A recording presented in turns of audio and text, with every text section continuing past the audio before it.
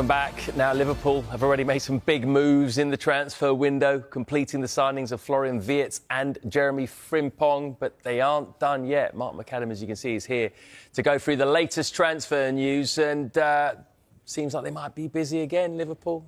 Liverpool getting close to a third signing of the summer, and we're, still in June. Yeah. Shows that very targeted business. They've obviously had a clear plan that they want to execute for this summer's window. The Premier League champions getting stronger and close to a third player. That player is going to be Bournemouth defender Milos Kerkez. We understand the deal is all agreed. It's going to be a £40 million deal, and it's one of those rare situations where it's actually £40 million with no add-ons. The player is currently in Serbia, but heading back to the UK today. He will start that Liverpool medical tomorrow. So you'd imagine tomorrow evening, maybe it will roll into Wednesday morning. Liverpool will get a brand new left-back. It raises issues and concerns. What they're going to do with Robertson. There's interest from Atletico Madrid there. Yeah. They've also got Tsimikas. You'd probably think that one of those two players would be departing Anfield over the course of this summer, because they're not going to want three left-backs in that team.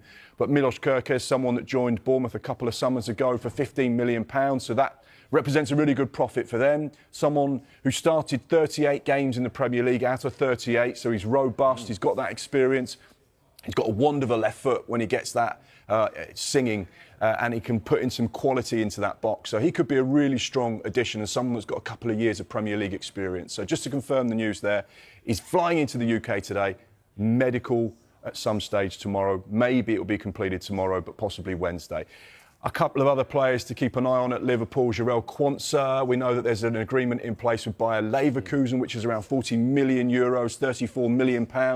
He's currently on international duty with the England under-21s, who play on Wednesday night in the semi-final.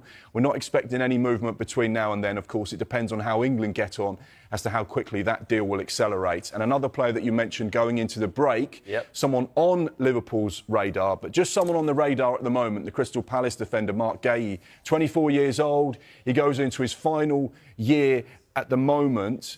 We understand it would have to be a really sizable offer for Steve Parish to say, OK, we'll let go of our captain. There are some reports that suggest he may leave on a free next summer. Right. One to keep an eye on. They turned down a big offer from Newcastle. Big offers from Newcastle. I think it totalled around 65 to 70 million pound in the end. The Crystal Palace chairman rejected that last summer. He stayed at Palace, got an FA Cup winners' medal, someone that was hugely important to the team. And like we say, he's on the radar for Liverpool. But there's been no formal contact. There's no progression on the deal. It's just someone they're aware of. And if they should go into the market to look for a centre-back, we know they were interested in Dean Howson before he went to Real Madrid.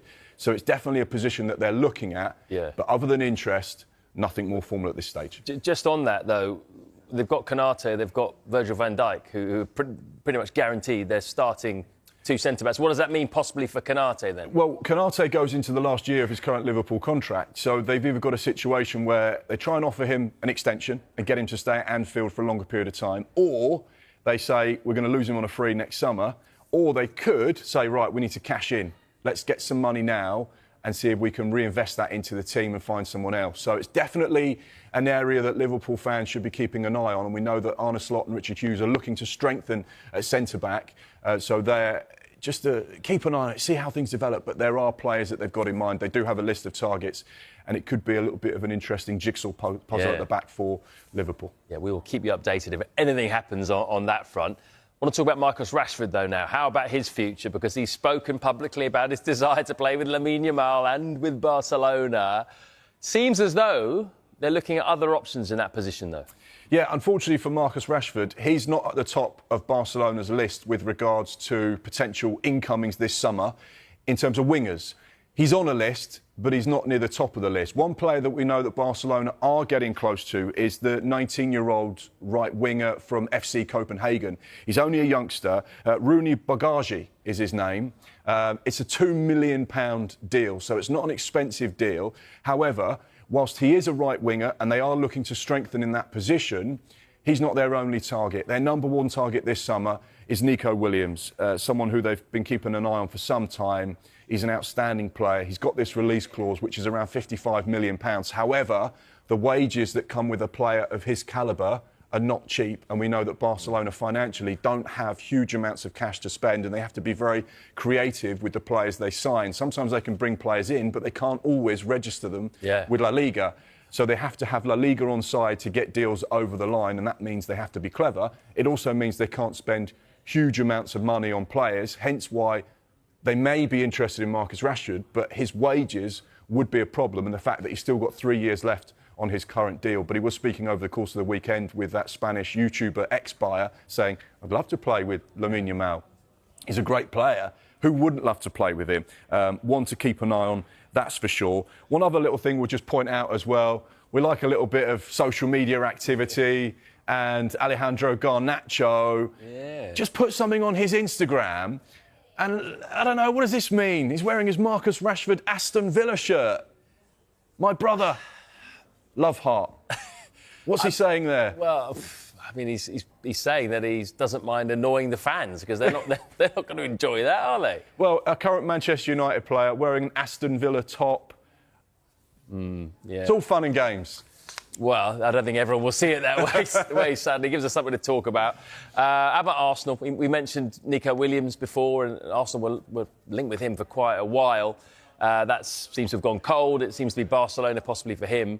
It's an expensive deal to make happen. That's the problem. Yeah. The release clause isn't that high, but when you look at the overall package with the agency fee, the wages, the bonuses, the signing-on fee, it's an expensive one. Yeah. There's another player, though, that Arsenal have been linked with for even longer. Now, tell me Arsenal are close to completing their first signing of the summer. They are getting close. Martin Zubimendi nearly joined Liverpool last summer because they activated the release clause, but the player opted to stay in Spain for another season.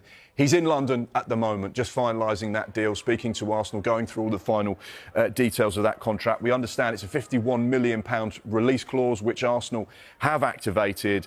It's only a matter of time now. I know there's been some rumours on social media about a hijack, about other clubs. Not going to happen. The agreement is in place. He's going to be joining Arsenal, and Mikel Arteta will get his first signing of the summer. OK. Calm down. Relax. No, I'm fine.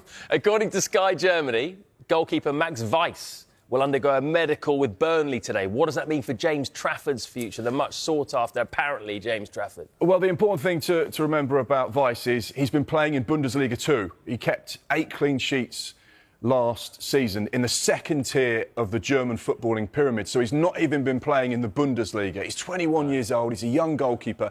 Weiss very much one for the future as opposed to someone who could play immediately. But the fact that Burnley are strengthening in that position, whilst there is interest in their number one, James Trafford, would maybe indicate that there are teams that are interested in making a deal happen over the course of this summer. We know there are Premier League sides. We know there are sides across Europe that like James Trafford. He had a phenomenal season in the Championship, was absolutely outstanding at times. I lost track of the clean sheets he was keeping, some of those big saves. So therefore, you'd imagine it could be an area where Burnley need to strengthen. But I wouldn't automatically put 2 and 2 together and say he's the replacement for James Trafford just yet. OK.